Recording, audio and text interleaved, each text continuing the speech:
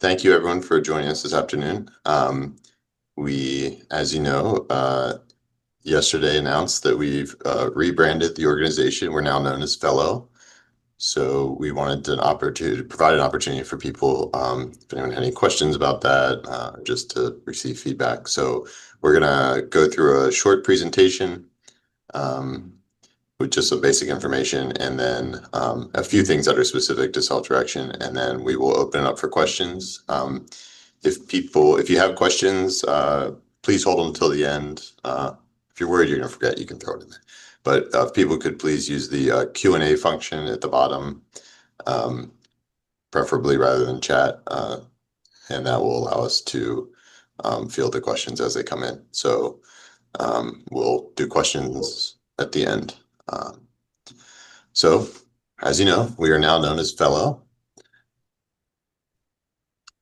So we continue to reach new people, launch new services, and invest in communities across the region. So with that, we're excited to announce a major enterprise-wide change to support our continued growth and innovation. So as of yesterday, we've separated from the ARC Maryland and the National ARC, and we're rebranding the organization as Fellow.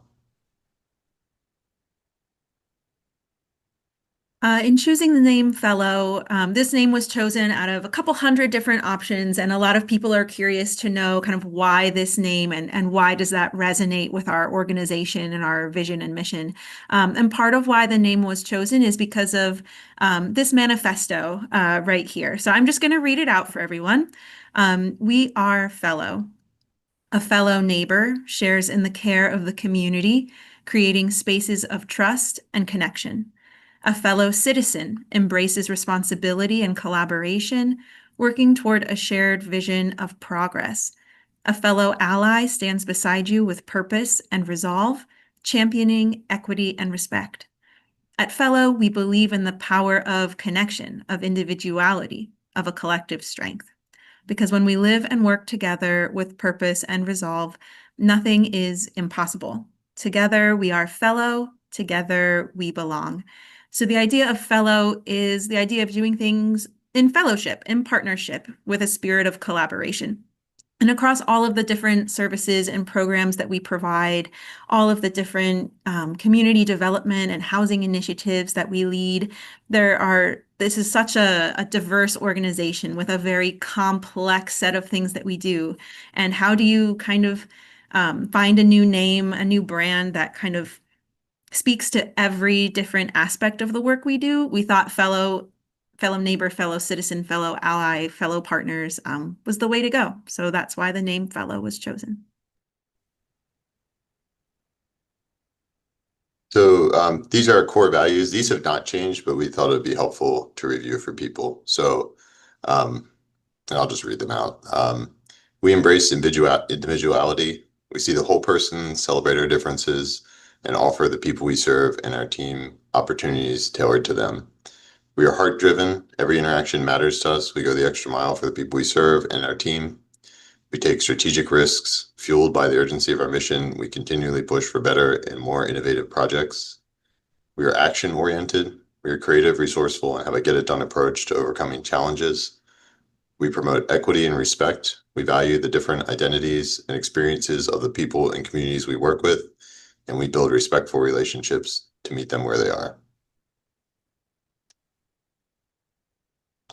And these are our mission and vision, which have been just slightly updated. Our mission is we support people with disabilities to live the lives they choose by creating opportunities, promoting respect and equity, and fostering inclusion in their communities.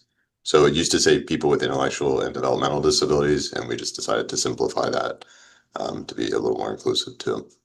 And then we changed the last part to fostering inclusion in their communities.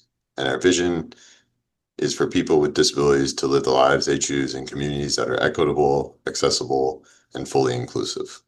One thing I do want to note about that change to people with disabilities is a question we have gotten within the last day is, does this mean the people you support are changing? Are you now supporting people with disabilities that are not considered intellectual and developmental disabilities? I just want to add a little note of clarification that we are still supporting people with intellectual and developmental disabilities. And part of why this phrase makes a lot of sense is because a lot of times, someone might have an intellectual and developmental disability and another disability or another health diagnosis. And because of the diversity of the people we support, it's actually a little more inclusive and sometimes more clear to just say people with disabilities, but the people we serve will still need to be eligible for DDA funding and waivers, so they will still need to have intellectual and developmental disabilities. The people we support, that population isn't changing.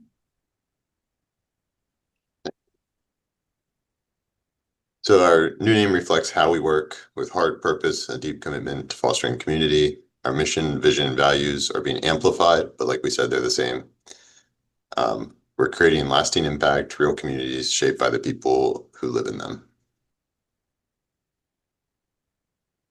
So we are not discontinuing any services. We're not changing our philosophy of person-centeredness. We're not changing who we are or who we serve. We're changing the name, but we're not changing who we serve. We're not making any changes in staffing, and we're not losing any funding. So it's just a name change. There we go. Only a name change. In many ways, this change is only a name change. Your employees and vendors will not experience any delays in getting paid because of this name change. We're providing the same services. Our processes and procedures remain the same. Obviously, we'll get into any differences with just related to the name, but in terms of how things are submitted and all that stuff, you'll use the same systems, the same processes. Other changes you'll notice, the website obviously is changed to fellow.org/self-directed services. The Zendesk for ticket submission for stakeholder relations is fellow-self-direction.zendesk.com. And then we changed our handles on social media. And then there's also some updated forms and resources, again, just to reflect the branding and the new email addresses for submission. These are all those new email addresses. It's worth noting that things will come over from the old email addresses if someone sends something to it accidentally. The mailboxes are the same on our end, so it's not like we got rid of the emails that are currently in there. So the team just kept rolling and continues to work through those. So anything that was submitted is still in there, and we have it. We request, going forward, if people can, ideally people would switch over, but we're going to allow for a period of time for things to come through if they come to the old email addresses. And these are posted on our the self-directed website. So by June 30th, all forms should be submitted on the new branded forms, and then also to those new email addresses. So we're giving people some time there. So these are just sort of some common questions we've had. So no pay rates, pay dates, pay records, or anything are changing. It's worth noting that that's unrelated. That's only in relation to this name change. The state, I think, most people probably saw the webinar that they did last Friday about rate changes pursuant to the budget, the new budget. So that might happen for people related to the state making those changes, but nothing will change as a result of our name change. You'll start to see checks and deposits coming from Fello as well. The next time a budget comes up for renewal or revision, we ask that people just update the provider, the FMCS provider name to Fello. But anything that's already been submitted, you don't need to worry about it. It's not a problem. We're not going to be rejecting things that are in process because they don't have that name on it. The Zendesk system, there's different URL, but all the past tickets are in there. So we have the history of all that, and you can still have access to them. So nothing should change with anyone's experience of that. Again, it's just a different site name essentially. For FMS Engine and EVI, that's going to stay the same for now. We're just working on that, and obviously we want to make sure that everything has continuity. So we're working with the vendor to change that name, but and when that happens, we'll release something about that. But we want to make sure there's continuity there and that people don't experience any errors. So for now, that will continue to be the same URL.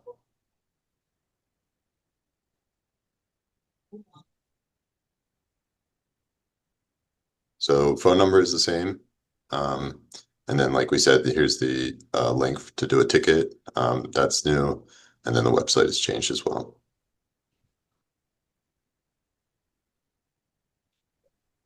So looking ahead, we're gonna do, today we're doing this one. And then we have two open houses coming up on June 10th from 4 to 6 p.m.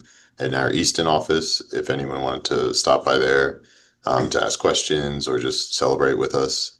And then in Linthicum on June 12th, we will also hope have open house from 4 to 6 p.m. Same kind of thing if anyone wants to stop by.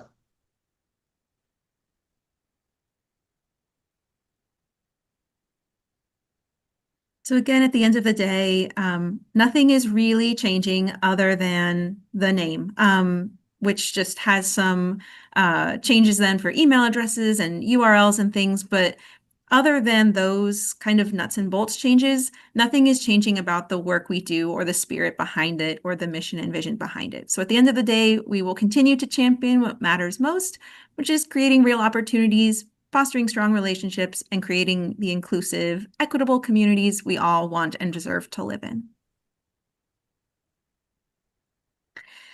So it's time for questions. There are some questions in the Q&A section. Thank you to everyone who's put in a question. Feel free to continue adding questions if you've thought of anything since for this. The first question is really actually about the colors. Thank you for the compliment of the new colors for the brand in the PowerPoint. They were chosen to be just a very professional kind of set of colors, but also kind of a nod to the Chesapeake Bay. Even though the word Chesapeake isn't part of our name anymore, it's still central to the region we serve and the state. And so that was definitely the main reason behind choosing these blues and navies kind of colors. There are a couple specific questions about things like current PCPs, where it currently says the ARC in PCPs, and will those still be accepted, or do we need to revise the PCP to add the new name and an MA number? No, so that so the MA number is going to stay the same. So again, we're just changing our name, but we're not changing sort of the underlying stuff like our tax identification number, MA number. So that will eventually change automatically in LTSS. But at this point, there's not even a way to select fellow. But because there's a string of processes that have to go on the back end with DDA and everything to make that happen. So we're initiating all those, and again, you'll sort of naturally see them change. But at this point in LTSS, people don't need to do anything. You don't need to change provider acceptance or anything like that. Yes, it might be a while until the name is officially changed in some of those systems. So yes, so vendor invoices are still due by 5 p.m. per the calendar on the website. The calendar on the website is still there. It just has a Fello logo in the corner. It's the exact same. None of those dates or processes have changed. And the email address you send them to should be the new Fello email, right? sdsvendor@fello.org. But again, if you send them to the FMS vendor at the arcccr.org, we will still receive it. But again, you want to start switching over and using those Fello email addresses if you can. And yes, we're still using bill.com. That's still our system for vendor invoices. Again, none of our bank account numbers or anything are changing, so direct deposit will still work. You will just notice that the payment is coming from Fello instead of the ARC. That's all that's changing there. Here's a more general question. What prompted the ARC to separate from the ARC of Maryland? So we wanted to have more control over sort of our brand and our image. And as we've grown, we're doing work with our fellow communities. So we're doing some community development and that kind of thing. And so we wanted something that was more reflective of that and that we were able to control a little more. And we also we are a state, so it's a little confusing because the ARCs are county or by region. But we operate across the state, as you all know, because self-direction is statewide. And so it was also a little confusing. People a lot of times were reaching out to their local ARC chapter for customer service, not realizing that how that arrangement works. Each ARC in Maryland is a different 501c3, and Fellow is a different 501c3. And so we've we thought would also make more sense for us to just have a completely different brand. And like I said, it's confusing that for people to receive a paycheck with the ARC Central Chesapeake region, often there's more people in counties receiving those paychecks than there are from the ARC in that county. So it was getting a little confusing. So there's just all the reasons. Yes. Let's see. Is there anything about this change that will impact the service quality and timeliness? Anything that might hinder service quality or improve service quality? So in the near term, so it's worth noting that we're always trying to make those changes to improve things and looking at our processes and increasing the number of resources as needed, hiring people to fill different roles to meet the needs. So nothing really will change about that. Ideally, again, we're always seeking improvement, but that's not really in relation to the rebranding effort. So you should at least expect what the services you've been receiving. And again, we're always looking at, seeing where we can improve. Let's see. Was there anything we were held back from doing as an ARC that we are now free to do since we are not part of the ARC network? ARCs are regional, so there's other services that we provide, not really from a self-directed services perspective, but other services where we had to stay within our region, and so we didn't do this for that reason to sort of leave the region, but we would be able to do that now if we wanted to operate in other regions or do other kinds of things like some of the housing stuff or mental health services, that kind of thing. It'll certainly make kind of communicating about the regions we serve a little easier because with self-directed services, we are a statewide organization, but with some of the other services we provide, it has been very county and region specific. So there's a little more wiggle room there and it's a little easier to communicate about now for sure, just from that communications perspective. Is Fellow still an FMCS provider and will any of the FMCS fees change or remain the same? But yes, we are still an FMCS provider. So all of again, we haven't split off from anything. It's the same organization with just a rebranding, changing the name. So we still have all of our contracts with the state and that kind of stuff, and we're still a DDA provider and everything. So yeah, nothing will change in that way. Will we remain a nonprofit and will we remain a nonprofit for the years to come? We do remain a nonprofit and we will, as far as I'm aware, but yes, that's the plan. It's still a nonprofit provider. Definitely. Let's see. The website and Zendesk having some trouble with some of the links or just questions about content. Yes, if you experience any issues with any of the links or you notice anything might be amiss, please place a ticket and let us know. The website is new as of midnight last night. And so over the last 24 hours, our teams have been working on the website and tweaking things as it's gone live. If you continue to notice absolutely anything, just place a ticket and let us know so that we can fix it right away. Let's see.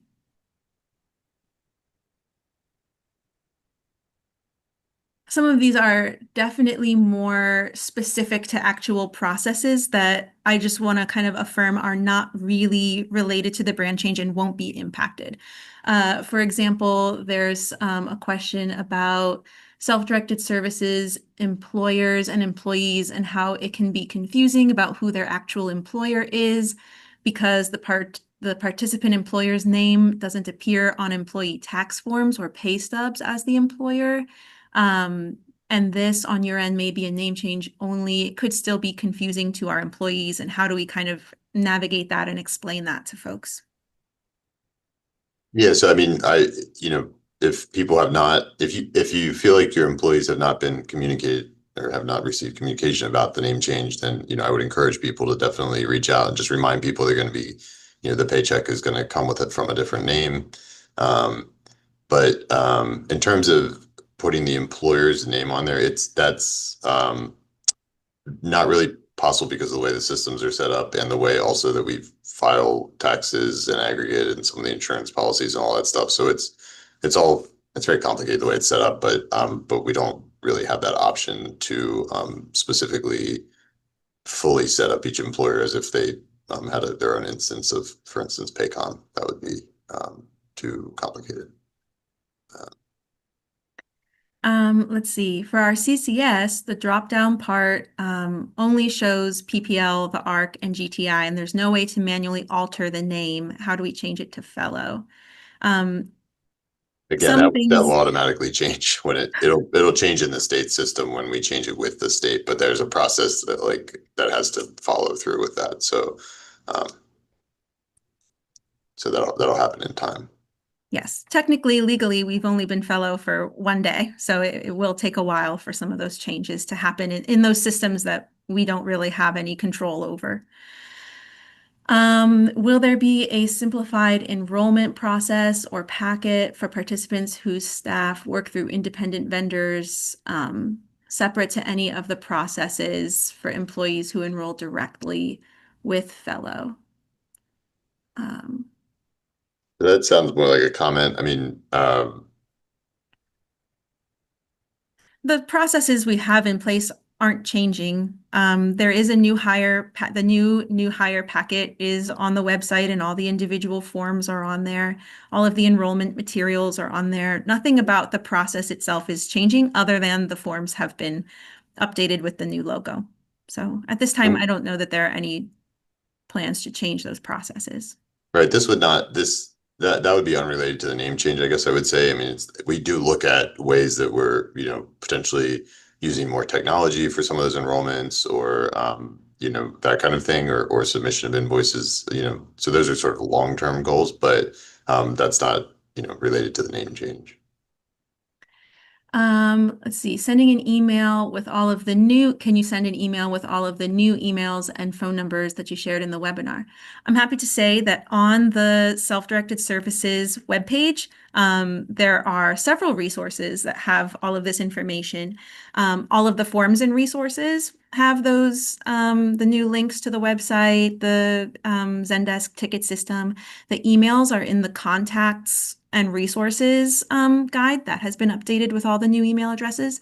There's also a 5-page FAQ sheet that was added to the website this morning that has all the most common FAQs for self-directed services during this transition, and it includes the exact same table with all of those email addresses.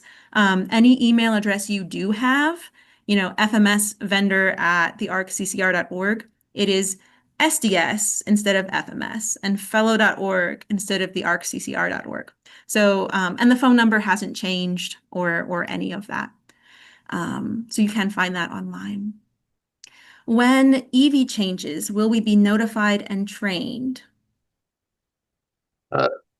So ideally, ideally, you wouldn't really notice a change other than the URL changing and the logo. So our hope is that you won't have to download a new app or do anything different with Evie. So um, it will be more just like a technical change, and no one would have to change your login or do anything like that. So new employees would continue to receive assistance with that or whatever. If anyone had a question, they could call stakeholder relations.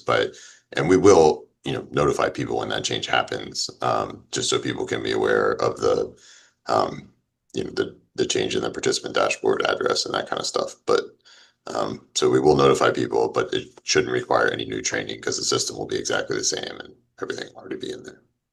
Yes. Kind of similar question about Evie about do you have to download Evie to enter your time? Yes, if you're an employee, you do have to clock in and out via Evie. You can also put time in FMS Engine manually, but you are supposed to use the Evie app so that it's all officially time-stamped and EVV compliant. Did Fellow officially notify all self-directed services employees, vendors, providers, etc., about this change? We did send out two communications yesterday. One is like a general email blast to every single contact and audience that we have as an organization, which did include everyone we have on the self-directed services kind of listserv. Um, so if people are regularly signed up for our newsletters, they definitely received it. We also made sure to pull additional lists to make sure that as many people as possible got those communications. If you are not receiving our newsletters, you didn't receive any email communication. So you probably did because you have this webinar link.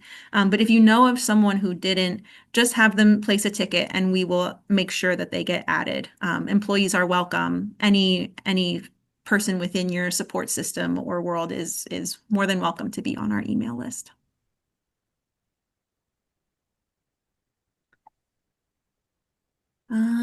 Let me see if there's any other questions. Oh, thank you for the compliment. I'm really glad that you feel that the outreach and communication so far has been positive. We are trying to make it as kind of comprehensive as possible. We know this is a big change. We know it's a sudden change, but it's also not as big of a change as it might feel like initially. It is just a name change in many ways. So, and we are trying to make that lead time kind of long. So until June 30th, right, you still have time to transition to using the new Fellow forms, the new Fellow Zendesk, the new Fellow email addresses, everything. So there is that 5 or 6 weeks to kind of make sure that everyone is communicated with and everyone is on the same page. It's also worth noting too that if you have any forms that you've recently turned in, like a new hire packet, or you have new hires who are currently working on their new hire packets, they don't need to scrap everything they've done and start with a new Fellow packet, because as long as they turn it in before June 30th, they can keep using those forms. We just need to be compliant for ourselves too in retiring the old name, which is the reason for that June 30th deadline. That's why we can't be accepting anything after that. So it aligns with the new fiscal year as well. Can we explain again just about leaving the ARC in general and choosing a new name? Is there anything to add around that? I mean, I don't think so. I mean, again, that was, you know, no, I think Yeah, it gives us more flexibility going forward. We've grown and we want to continue to grow. And again, we're doing some community development and stuff like that. And we prefer to not be sort of constrained in our region, and also to have a little more control over our brand. Because when you're part of the ARC, they control, like the colors and the brand stuff and that kind of thing. And so there's a little bit of that we have to sort of adhere to. And so now as Fellow, we have complete control over that. yes, it's all about strategy. It's all about growth. It's all about just kind of becoming exactly who we are outside of that brand of the ARC, which sometimes isn't as helpful, right? Because we are so different from other ARCs locally and at a national scale as well. I don't know how many times someone has said, "Oh, I know an ARC in Minnesota." Okay, we're a very different ARC probably from the other ones. So let's see. Would Fellow have a role in advocating for the needs of self-directed participants in the event in which the state might try to eliminate services or drastically change some services? So we do, I would say we do regularly advocate with the state. Our role in that won't change.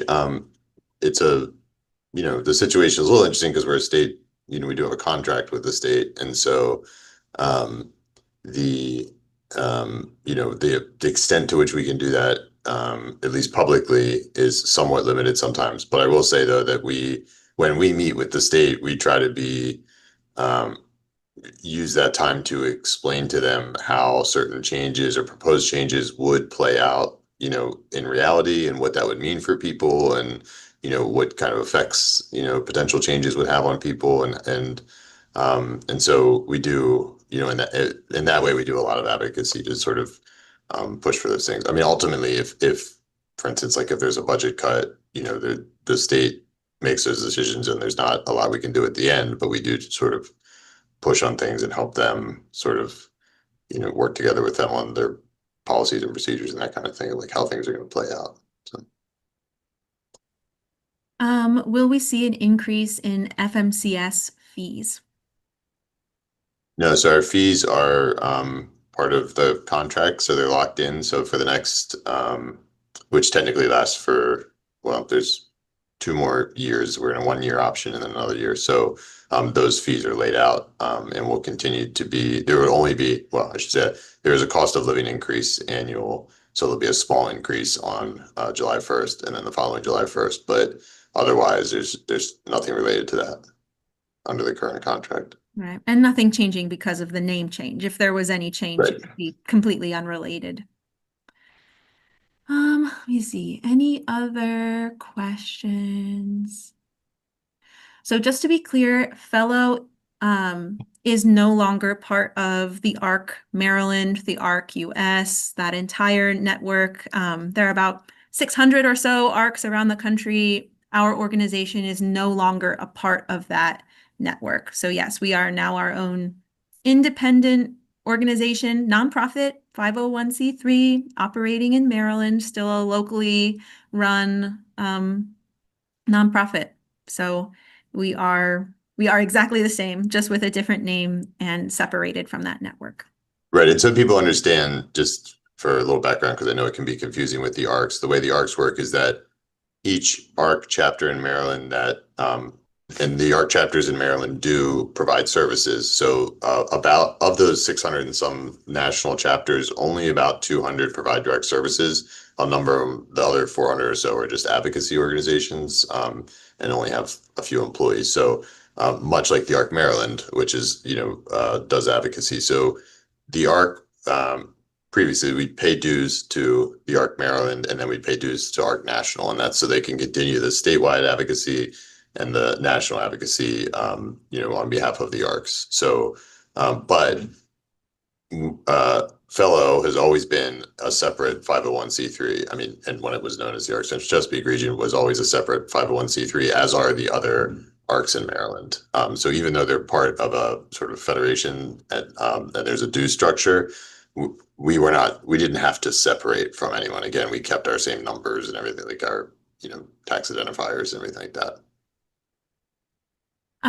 With the separation, has Fellow dedicated any more resources or staff to assist with the self-directed services responsibility?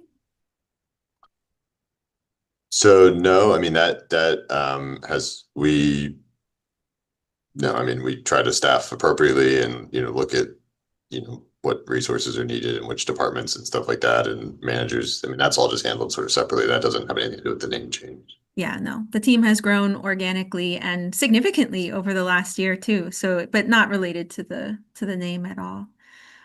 If a self-directed participant wishes to stay with us, well, wants to stay with the ARC, will there be an alternative? There are a couple other providers of self-directed services in Maryland, but the ARC is Fellow. You don't have to, it's not choosing between the ARC and Fellow. Fellow is us. Fellow did not split off from the ARC Central Chesapeake region. The ARC Central Chesapeake region became Fellow.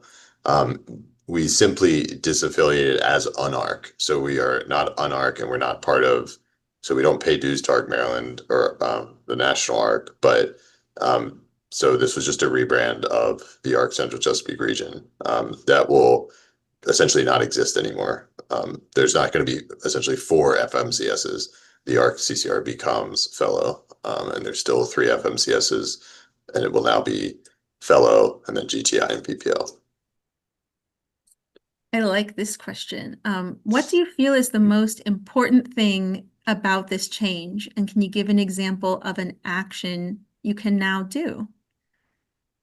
I don't know that it's as relevant for self-directed services because again, like the processes, procedures aren't really changing, but there are some changes for fellow facilitated services that are changing. And it would be relevant if, for example, you are in self-directed services, but you've chosen fellow to also be maybe your day services provider or your behavioral health services provider.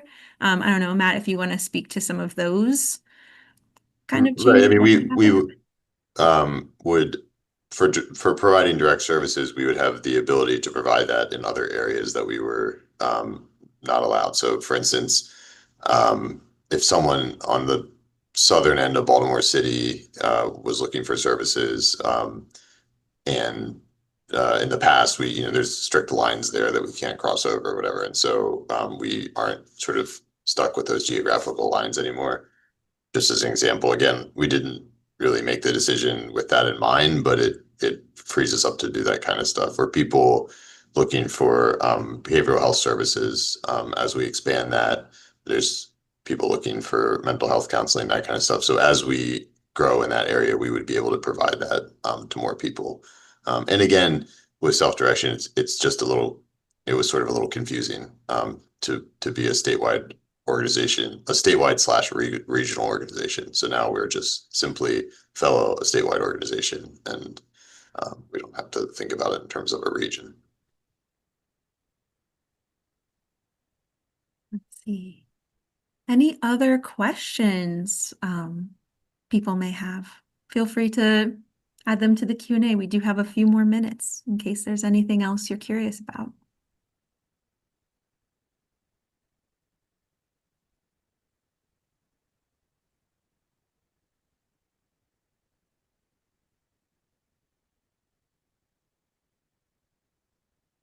It's nice to know that Fellow has other services other than self-directed services.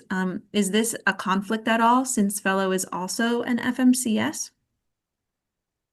No, it's not a conflict. We've actually, and we've been doing that for years. We were a direct service provider before we were an FMCS, and really before that FMS, the self-directed services system, even started. So we've been around for about 65 years, and self-direction started about 19 years ago. So yeah. Question came in about something on the website possibly not working properly. Again, if you notice anything or you have any kind of question about a page that isn't loading or a form that doesn't seem to be loaded, just please place a ticket so we can go right there, find it, change it, update it. And yes, all of the forms that were fillable forms will remain fillable forms. So again, those are all on the website for you. Someone has a question about and if I'm understanding it correctly, if approved wage exception notifications. So, well, that's a state process. So if a wage exception is approved, my understanding is that that you would get that approval from the state. But we, again, are continuing all processes as they are. So anything that's coming into our mailboxes will continue to flow through to the new ones. Anything we have in our possession stays in our possession. Anything that's been approved in the past, any forms, everything that's been submitted, all the tickets that are in there, everything on our end looks the same. So the mailboxes didn't get emptied out. The ticketing system didn't get emptied out. That all sort of just ported over, and so it's just a name change, and we will continue to flow through those things. So we haven't sort of lost any information or files or anything as part of that. We're not separating. We just changed our name, and we'll continue to operate the same way. Someone said they're submitted to us for payroll process. Right. So anything submitted to us is already in possession. Anything submitted, going forward will come either to the new email addresses or again for a period of time, even anything submitted to the older email address will still come through.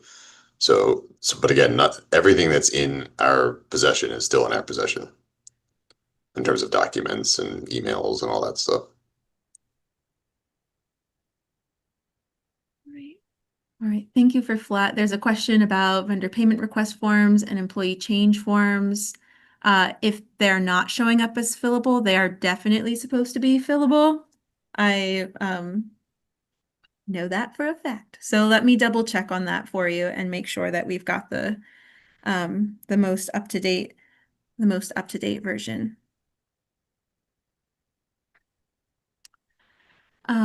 Let's see. What does the check date? This is not really about the brand. This is more of a kind of standard process question. What does the check date in the AP calendar mean for the vendor who uses direct deposit for payments? Is it the day that we receive money in our account or only the day in which you process payments? It's the date in which the money is released. So it's actually so they're actually processed much earlier. And then we you want to know, release it on the Friday and then or we send it to that or approve it or whatever on Friday. It releases on Monday. Some people do get that payment on Monday. I think it depends on which bank people use or whatever. But my understanding is for many people, it might take until the next day, typically. But so it's the check date is the date the payment is released.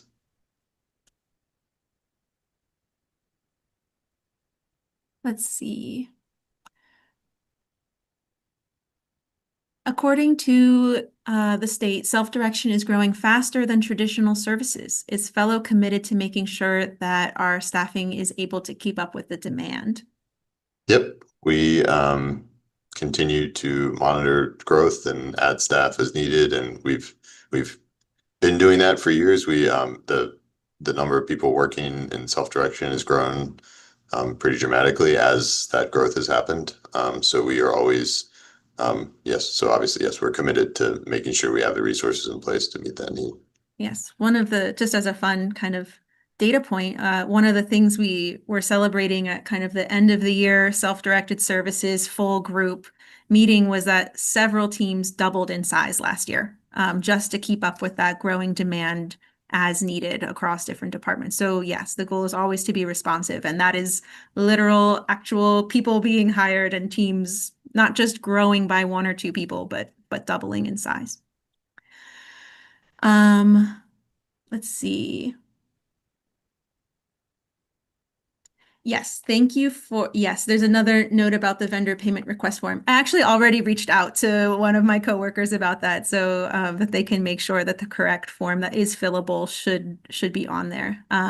Just a note too that you would want to make sure you download the form because you usually have to download it as well in order for it to be fillable. I haven't tried it yet, but I just want to let you know that I've already reached out, so it should be fixed very, very soon. Thank you for letting us know.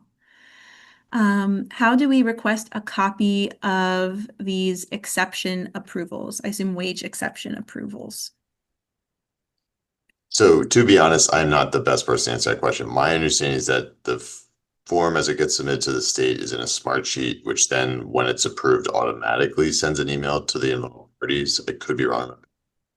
So if you have more detailed questions about that, I would do a customer service ticket and they can look into that further for you. And tell you if we have something on file, but normally you're supposed to receive a response, I believe, at the same time that we receive that response, but I could be wrong. It might even be that we have to go into their form and check for it each time. I'm not sure we actually get any proactive communication.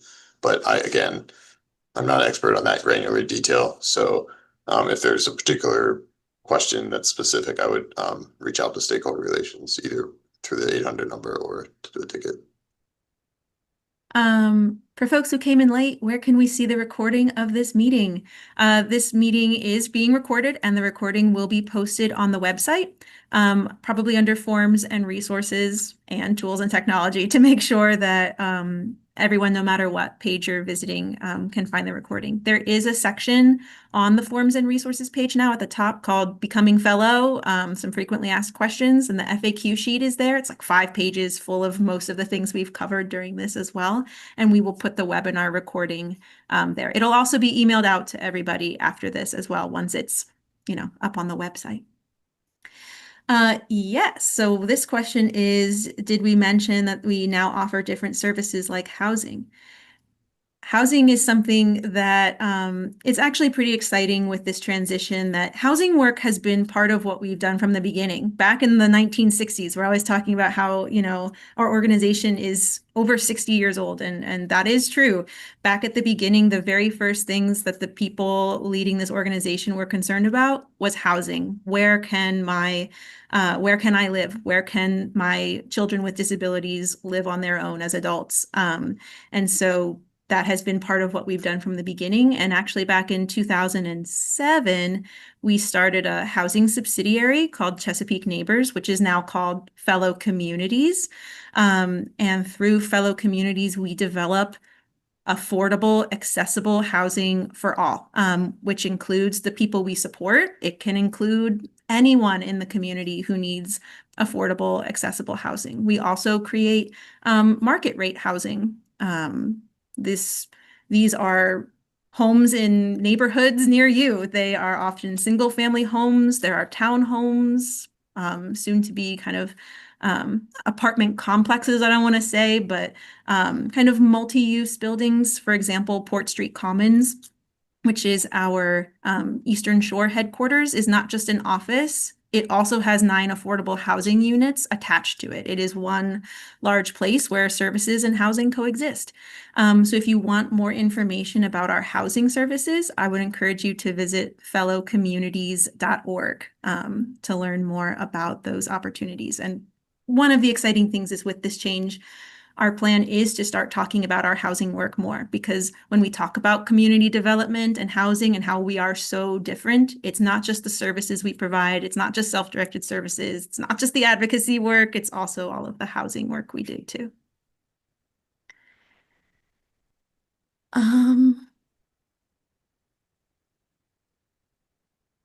Let's see, this is a question kind of in general. And yes, this question was answered earlier, but about, are the services still the same? Are we continuing to do advocacy work? Are there any major differences in terms of receiving payments and things like that? So essentially nothing changes in that way. So we will continue to do advocacy work to the extent we're able, I would say. And we will continue to, handle payments. Everything would be handled the same. Do we offer group homes for traditional services? We do, and we have for a long time. So I, I guess for people who are not in the region that we typically serve, that makes sense that wouldn't be obvious to them. But we operate at direct services for people. So provide, what can be called traditional services, or now a lot of people call them community provider services. So we operate group homes for people. We support people in supported living, shared living.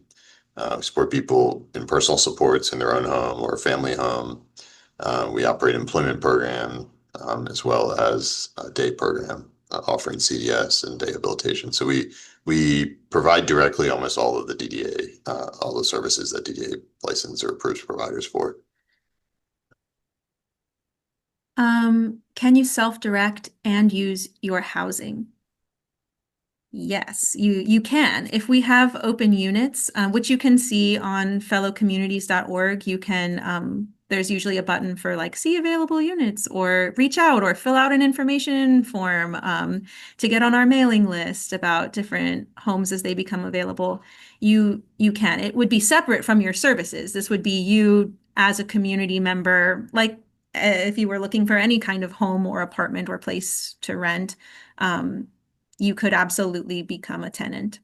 Absolutely. But let me just to clarify that, because I want to be totally clear. So that's for the either the market rate housing or the subsidized housing that isn't dedicated to people we support in traditional services. So if we had an opening in one of our group homes, for instance, though, that would not be available to someone who self-directs their services. That would be for people, who want provider facilitated services.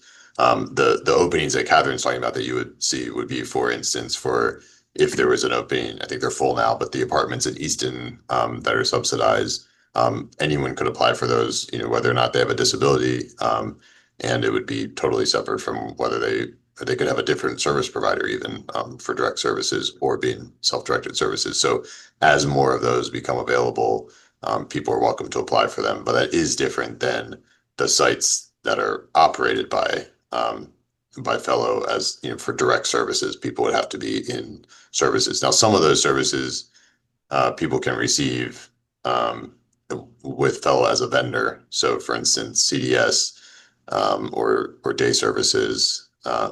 People choose to, some people in self-direction choose to use Fellow as a vendor.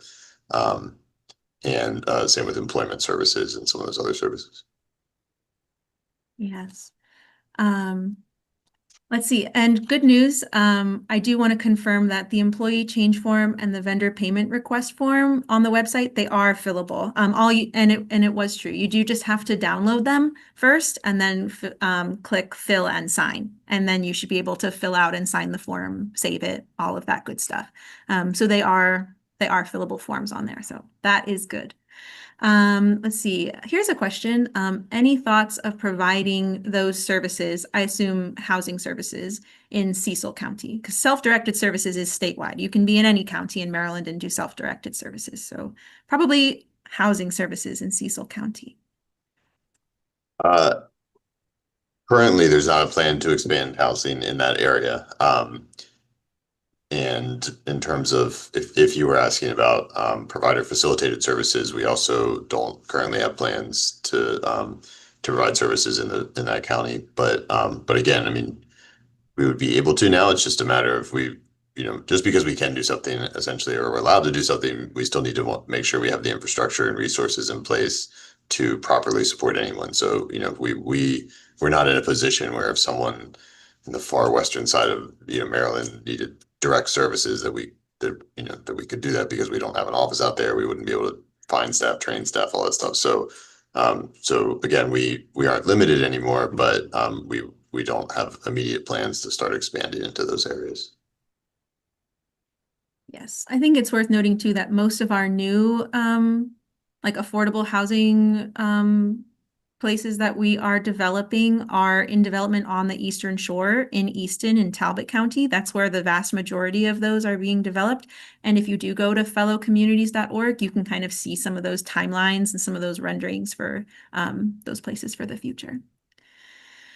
Will any other ARC agencies within Maryland be changing their name to Fellow? So no, we are part of this process for us was, becoming our own unique provider, and making sure that it's clear that we're our own unique provider. So the idea is not that other ARCs would become part of Fellow, or that the whole ARC system would sort of transition to being a federated system called Fellow. So this is about our organization sort of going out on our own and being uniquely Fellow, and not being affiliated with the other ARCs anymore. I agree with this person who writes in to say it would be very interesting to find out how self-directed participants can tap into other Fellow services. Do you have any advice on how people can start exploring if there are any other services we provide that might be useful to them, and anything related to that? Yeah, so if someone is interested in services facilitated directly by Fellow, you would either the person or CCS, anyone really honestly, can send an email to admissions@fellow.org. And we treat admissions for those services the same regardless of whether you have direct DDA funding or are in self-direction generally. So they'll figure that out as part of that process, but they'll talk through that with you and determine whether, if you're in a region that we would be able to serve the person directly, and whether that's a service that we can act as a vendor for, and those kinds of things. But yeah, everyone's welcome to reach out directly to that and ask that question. Yeah, you can also explore our website. I know we provided the URL to fellow.org/self-directed services, but if you go to just fellow.org, you'll see services, and there's a whole drop-down menu with all of those different services, and you can read about what each of them are so that when you do reach out to admissions at fellow.org, you have a little more information about what you might be most curious about. And yes, just sorry to reiterate, but with the vendor payment request form and employee change form, if you download them, you can click fill and sign, and that is how you can successfully complete the form. Yep. Does Fellow have its own support brokers? We do not. And that's not something that we would get into. And honestly, that one might be a conflict of interest prohibited by contract. So but in general, philosophically, we agree with the way the system is set up in terms of each of those entities being separate, and advocating for people separately and performing their roles separately. I don't think that should be a function of the FMCS.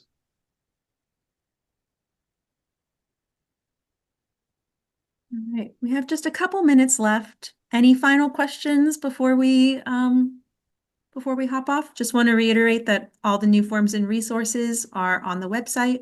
The new link to the customer service ticket system Zendesk is on the website. All of your old tickets still exist. It is the same system, just with an updated URL to take out the ARC and add in Fellow. None of the due dates for anything have changed. The links for EVI and FMS Engine haven't changed. They will eventually change, so just stay tuned for information about that. There will be more communications and reminders coming out over the next 5 or 6 weeks as we kind of fully complete this transition. But seeing no other questions, I think we're probably good to go. This webinar is being recorded and will be available on the website and emailed out shortly once it's all prepped. Thank you, everyone.